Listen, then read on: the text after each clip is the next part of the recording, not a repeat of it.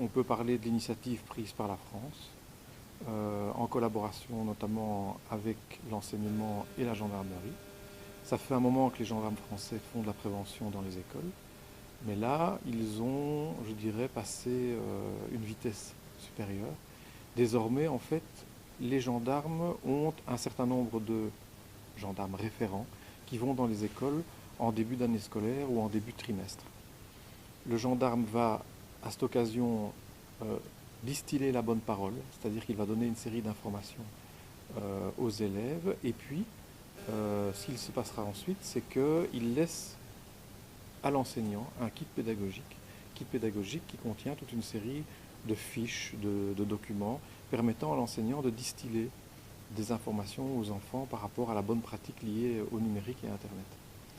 Et après une période déterminée avec l'enseignant, le gendarme revient et fait passer, à partir d'un quiz, le permis de surfer aux enfants. Et l'enfant qui a réussi son permis reçoit un document comme quoi il est effectivement désormais au courant par rapport au bon usage et aux bonnes pratiques Internet. L'avantage, évidemment, c'est qu'à partir de cette connaissance acquise par l'enfant, lorsqu'il entre dans le cycle secondaire, puisqu'on est en fin de cycle primaire côté français, euh, les écoles secondaires peuvent également, à ce moment-là, le cas échéant, adapter leur règlement ou faire référence à la connaissance acquise préalablement par rapport aux dérives. Parce qu'on sait bien, malheureusement, que autant peut-être ils sont encore relativement respectueux des normes et des règles dans le cycle primaire, autant avec l'arrivée de l'adolescence, on est tous passés par là, et le fait qu'on peut remettre un peu en cause, sans compter, comme me disait un directeur d'école, qu'ils ont les hormones qui les travaillent, donc ils sont beaucoup plus réactifs, on a à ce moment-là des incidents qui peuvent se produire, et donc là, on peut, par rapport à ce cadre initialement fixé, quelque part donner, oui, je vais dire, des sanctions qui seront en rapport justement avec la connaissance qu'ils ont acquise.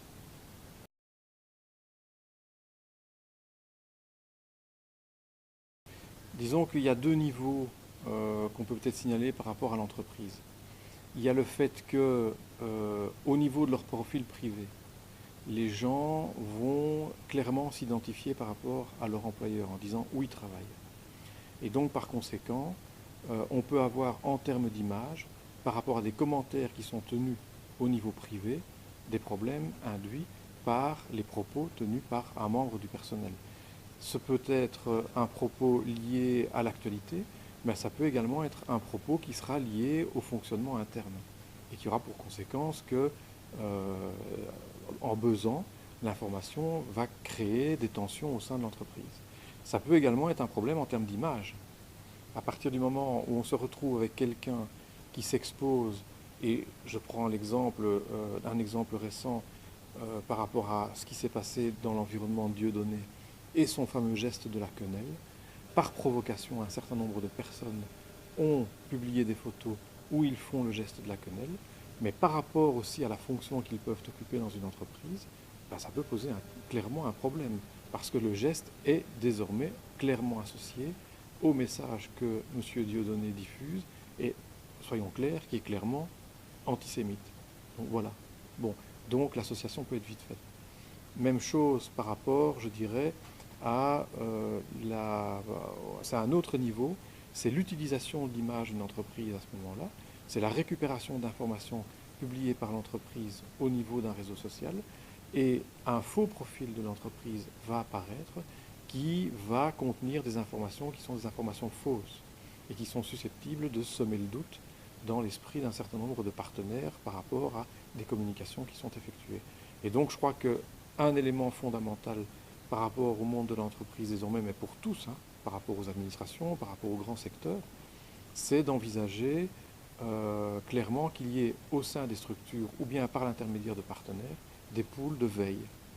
Une veille documentaire qui va permettre d'avoir régulièrement un rapport sur ce qui se dit par rapport à la structure, à l'entreprise, de façon à ce qu'on puisse amener des corrections sur la page officielle en disant des propos nous concernant sont tenus à l'heure actuelle qui sont totalement faux.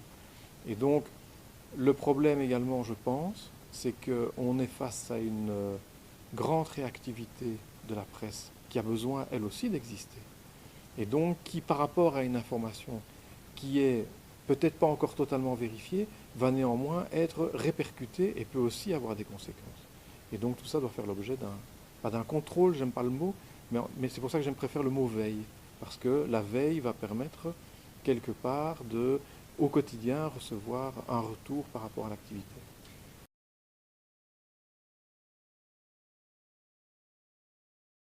C'est une typologie d'arnaque que les Français, une fois de plus parce qu'ils aiment bien les acronymes, ont baptisé les FOVI, les faux ordres de virement internationaux.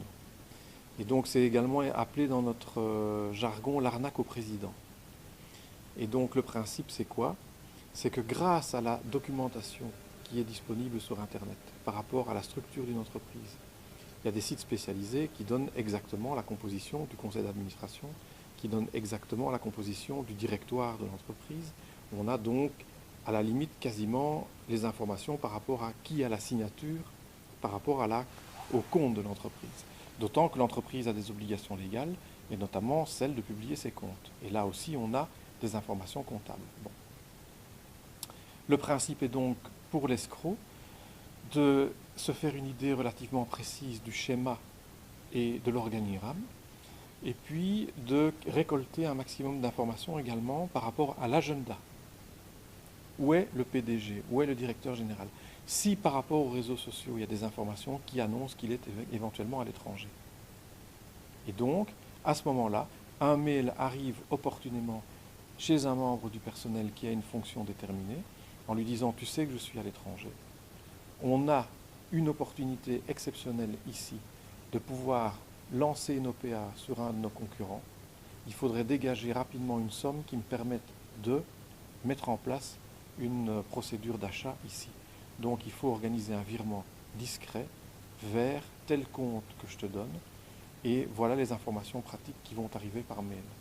Et je compte évidemment sur ta discrétion qui sera largement récompensée si on réussit ça, soit la proposition d'une amélioration financière, soit un changement de poste au sein de l'entreprise avec une gratification correspondante. Et c'est vrai que ça vise pour l'instant énormément d'entreprises, surtout de grandes, où on a, je ne veux pas dire un cloisonnement, mais par le nombre de gens qui composent la structure, ben, la circulation de l'information est parfois... Et donc celui qui reçoit cette information ben, se dit « oups, je ne vais peut-être pas en parler » et exécute. Et le mode opératoire fait que les escrocs extrêmement pointus vont veiller par exemple à contacter la personne un vendredi pour demander que ça soit fait le jour même, ce qui laisse encore le week-end avant d'avoir une réaction par rapport à quelque chose qui se serait passé, voire même de profiter. Le week-end de l'Ascension qui s'est déroulé il y a quelques jours est un moment idéal. On a un pont dans pas mal de structures. Et bien donc là, le mercredi, la personne est contactée. Et donc avec le pont, avec le fait que les banques sont peut-être par exemple, l'ordre est exécuté. Et quand l'entreprise reçoit l'information selon laquelle l'ordre est exécuté, plusieurs jours se sont écoulés, l'argent a déjà été ou bien retiré, ou en tout cas a déjà été renvoyé. Là, on voit aussi un autre processus qui intervient. Le compte destinataire est souvent ce qu'on appelle le compte d'une mule. La mule, c'est quoi? C'est le compte d'une personne qui croit avoir répondu à une offre d'emploi, à un emploi, dans lequel on lui dit, nous sommes par exemple une ONG, on n'a pas la possibilité dans le pays dans lequel vous résidez de créer une structure, ça nous coûterait trop cher, donc on cherche des bénévoles qui veulent bien travailler avec nous. Le principe, vous recevez les dons qui nous sont destinés, vous nous les renvoyez et vous pouvez garder une petite somme d'argent. Et donc récemment, il y a quelques mois, une offre de ce type avait même été publiée dans Référence, le supplément papier du soir.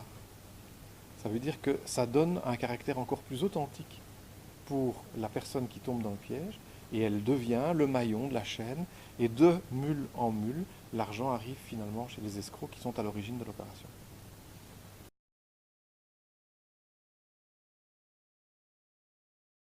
Il y a par exemple une compagnie désormais en France et qui est présente en Belgique, AXA pour ne pas la citer, qui a des contrats mais qui sont davantage orientés, à moins que ça ait évolué, sur la e-réputation.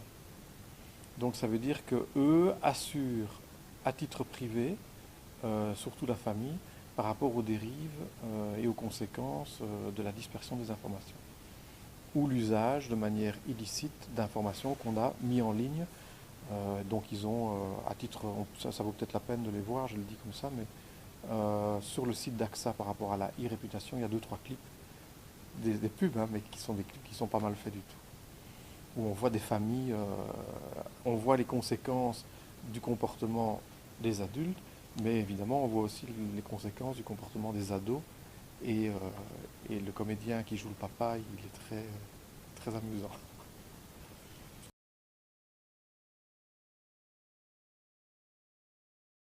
Moi, je pense que par rapport à la communication d'entreprise, il faut que la gestion de tout ce qui est communication, notamment par rapport aux réseaux sociaux, par rapport à l'entreprise elle-même et à son core business, soit pris en charge par un pool. Et donc, ce sont ces 3 ou 4 personnes qui ont les droits sur le compte et qui, sur base des discussions ou des projets ou de la communication globale envisagée, sont responsables des publications. Il y a une réflexion qui doit être faite également, jusqu'où laisse-t-on un tiers extérieur s'exprimer sur la page qu'on crée? On peut très bien, sur une page Facebook, autoriser les gens à interagir, mais ils peuvent le faire par messagerie privée. Et donc là, il y a une réponse. Et par rapport à ce moment-là à une réponse qui a été formulée, on peut se dire, ah, ça peut intéresser plus de gens, et donc on fait un article sur la page correspondant à un certain nombre de questions qui ont été posées. Ce à quoi il faut être attentif également, ce sont les réseaux qui sont, je vais dire, des réseaux professionnels, comme LinkedIn, où, encore une fois, par rapport à l'entreprise, on peut avoir un risque lié à la dispersion d'informations qui peuvent avoir un caractère confidentiel. J'entends par là l'organisation, la structure, je vais dire des choses toutes simples comme qui a accès à quoi, etc., etc. On doit toujours se poser la question, ce sont des services qui sont tout à fait intéressants, mais les données sont stockées où? Et même si on crée des groupes fermés sur des services comme ceux-là, est-ce qu'on a la certitude que les données éventuellement échangées entre membres du personnel par rapport à un projet qui peut être stratégique pour l'entreprise sont confidentielles? Est-ce qu'elles ne peuvent pas être accédées par des tiers? Et donc, contractuellement, peut-être avec un partenaire, si on veut développer ce type de service, envisager clairement que la confidentialité soit assurée, ou en tout cas que dans les conditions d'utilisation, on puisse dire, tiens, on vous tiendra responsable si des informations que nous retrouvons à l'extérieur peuvent avoir été soustraites par votre intermédiaire. Alors du coup, on va se dire, ah mais je me ferme la porte de toute une série de services. Ça pose clairement la question de l'existence de services équivalents dans des zones géographiques où nous sommes installés et dans lesquelles donc les législations européennes vont s'imposer. À ce niveau-là, il y a un vrai marché, je crois, au niveau européen. Il y a vraiment là des possibilités. Je pense par exemple aussi au cloud.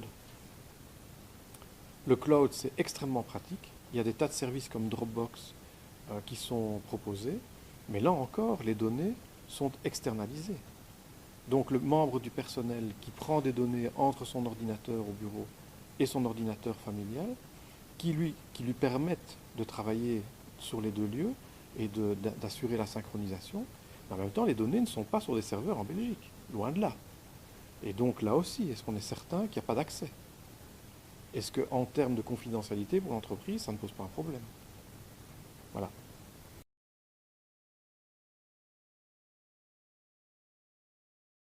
Voir avec les gestionnaires système pour essayer de figer la situation par rapport à l'incident, c'est-à-dire essayer de collecter un maximum d'informations par rapport à qui est venu.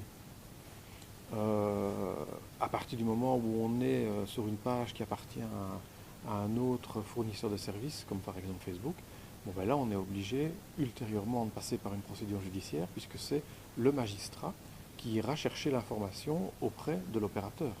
Mais en tout cas, par rapport à, je dirais, une tentative de fraude ou une fraude financière, par exemple, un faux ordre de virement ou un mail a été échangé avec un membre du personnel pour essayer de l'amener à poser un acte qu'il pensait être tout à fait correct venant d'une personne qu'il connaissait, effectivement voir à ce moment-là à récupérer l'ensemble des données techniques qui vont permettre justement à nous, si on doit intervenir dans le dossier après, d'avancer un peu plus rapidement, figer la situation.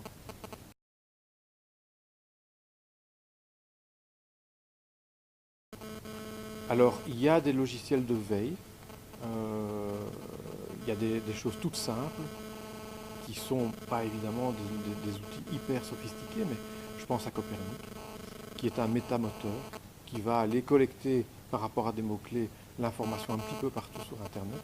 Le seul souci de Copernic, c'est qu'il n'intègre pas Google. Donc évidemment, il utilise tous les autres, mais pas Google. Mais il y a d'autres outils plus professionnels qui peuvent être utilisés à cette fin. Et donc, pour faire un test, je dirais que par rapport à son budget très limité, Copernic peut être un outil qui permet, par exemple, à un chef d'entreprise de se dire, tiens, je vais veiller pendant quelques semaines ma réputation et la réputation de mon entreprise. Et donc, le logiciel va collecter l'information en rapport avec les mots-clés et tous les jours, il fera rapport par l'intermédiaire d'un mail, une adresse mail de destination, et il enverra un mail en disant j'ai trouvé ça, et voilà, ça permet d'avoir une première impression. Je crois que ce qu'il faut faire passer dans le monde de l'entreprise, c'est de communiquer par rapport à cette problématique. Je crois qu'il est devenu indispensable, peut-être par des fiches réflexes, qui peuvent être sous la forme d'un PDF qu'on envoie aux gens, un truc très ramassé, mais dans lequel on donne un certain nombre de trucs et astuces par rapport à est-ce que vous savez que lorsque vous faites ça, ça peut avoir telle conséquence parce que vos informations vont là, là, là et là. Et donc c'est ouvrir l'esprit des collaborateurs en leur disant attention, nous devons tous être solidaires par rapport à l'identité numérique de l'entreprise ou de l'administration dans laquelle nous fonctionnons, parce que ça peut avoir des conséquences en termes de confiance de nos partenaires. Et donc je crois que ça c'est devenu... la communication à mon avis c'est fondamental. Il y a une culture par exemple par rapport au password. C'est quelque chose d'élémentaire, mais c'est de dire le password ne doit pas être trop simple. Et ne vous faites pas, ne vous mettez pas d'obstacles, mais créez-vous quelque chose, et c'est donner des trucs par rapport à la création de quelque chose de sophistiqué. Je veux dire sophistiqué, qui sera solide, mais qui ne sera pas si compliqué que ça à mémoriser.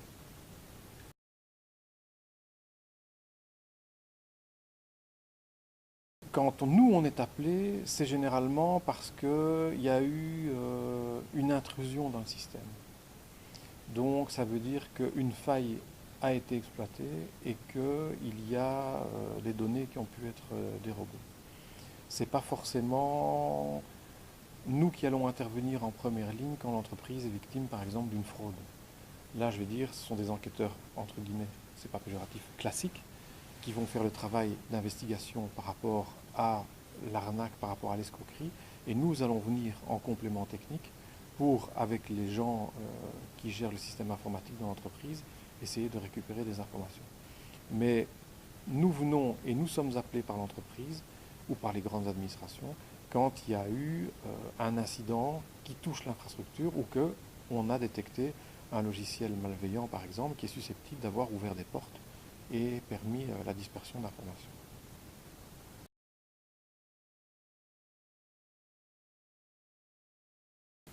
Disons que ce qu'on entend le plus fréquemment en termes de mise en place, puisque le problème peut venir d'une méconnaissance des utilisateurs par rapport à la sécurité globale, donc c'est par exemple une sécurité plus grande en matière d'identification et d'authentification. Donc on passe à un système d'authentification plus fort au niveau des stations de travail, ou alors on passe on scinde, je dirais, les systèmes en deux. L'intranet d'une part et les accès Internet d'autre part, avec des stations qui sont dévolues à l'accès Internet, mais qui ne peuvent pas impacter le fonctionnement de la structure interne. Ce n'est pas toujours évident, mais voilà. Et une politique également qui est liée au support numérique externe, que ce soit les clés USB, que ce soit les disques durs externes que le personnel peut amener de son domicile au boulot et brancher dans l'infrastructure. Quand c'est sur l'intranet, même si c'est fastidieux et que c'est problématique, non, les ports USB sont bloqués. Et donc, ça veut dire qu'il faut passer par une machine qui est dévolue à cet effet, sur laquelle on peut mettre sa clé USB, on peut s'authentifier, la clé est d'abord vérifiée et ensuite les données sont mises dans la zone du serveur correspondant à l'utilisateur après avoir été checké. Mais voilà, au moins il les retrouve après, mais il y a eu ce contrôle indispensable. Ça crée une contrainte, mais je crois que c'est devenu en partie nécessaire en termes de sécurité globale.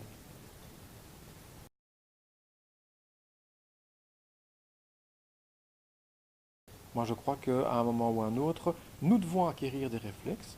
Je reçois un mail de mon patron qui est à l'étranger, qui me demande de faire une opération financière importante. Je prends mon téléphone et je l'appelle. C'est la même chose que par rapport à un ami qui vous contacte par mail et qui vous dit « Je suis en vacances, j'ai été agressé, il faut que tu m'aides ». On prend son téléphone. « Qu'est-ce que tu fais là-bas? Tu m'avais pas prévenu que tu partais. » « Mais je ne suis pas parti. » « Mais attends, ma boîte a été piratée alors. » Et voilà. Mais on doit avoir ce réflexe en plus. On ne doit pas prendre... On a acquis avec le temps, je veux dire, ce réflexe de dire oui, mais il ne faut pas croire tout ce qu'on dit. Eh bien, c'est vrai que dans la vie de l'entreprise, la rumeur et tout, il ne faut pas croire. Il faut d'abord... C'est la même chose dans le monde numérique. C'est pas parce que ça donne l'illusion d'être sur un site qui a un aspect très professionnel, qui a une charte graphique très belle, qui est vraiment que du coup l'information, il suffit de voir le succès du Gorafi. Il balance des informations que des internautes vont répercuter en étant convaincus que c'est un site qui est un site authentique, qui est un site professionnel, alors que non, ils veulent justement montrer que l'information peut être, ils la jouent humoristique, mais en même temps, par l'absurde, ils démontrent que plein de choses sont comme ça manipulables et peuvent avoir une influence.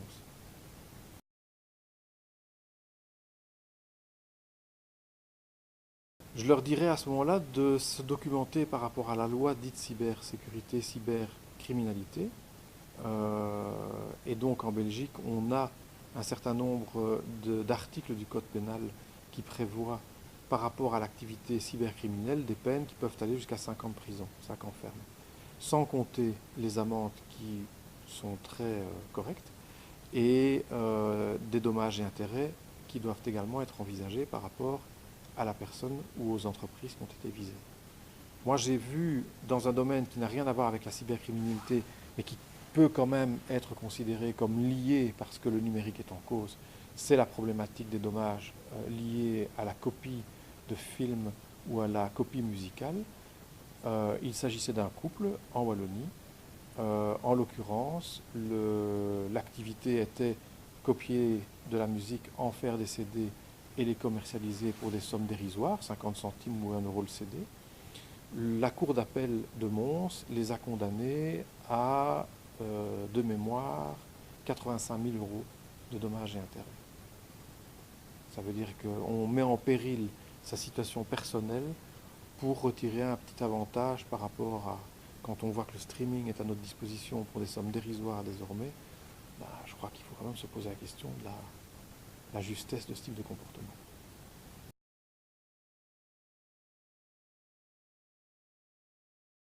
Tout dépend de la manière dont ou bien le contrat de travail ou bien le règlement de travail prévoit l'utilisation de l'environnement numérique et quelles sont éventuellement les conséquences par rapport à, je veux dire, vous avez un outil de travail qui est mis à votre disposition, ça se fait dans le cadre de la fonction que vous occupez.